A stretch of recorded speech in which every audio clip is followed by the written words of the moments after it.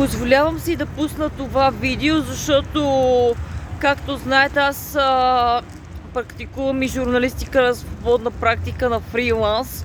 Така че за мен аз спокойно мога да си позволя да пусна това видео. Да, едното ми е на свободна практика. Аз не случайно си подбирам работи, в които се работи 2 на 2, само и само да имам личен живот. Да, не си снимам лицето, не мисля, че е необходимо. Та какво искам да кажа?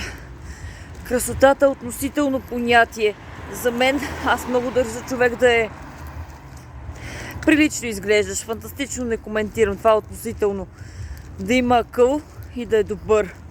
Но, какво искам да ви кажа? Евгения Калканджиева е била 6-та на Мис Свят. 6-та. Много достойно представяне.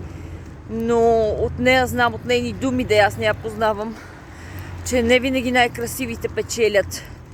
Най-красивите не винаги с най-леката съдба. Това е относително понятие. Тя оттам е придобила популярност и слава. Но какво искам да кажа? Без ум в главата няма да стане. А относно добротата, много е фина границата и много лесно можеш да щупиш човек.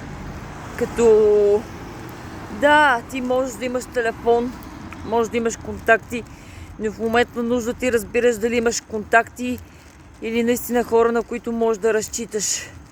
Когато попаднеш в нужда, ще разбереш дали това са само номера или сред тях има поне няколко човека, на които наистина можеш да разчиташ. Човек не може да е добър във всяка ситуация с всичко.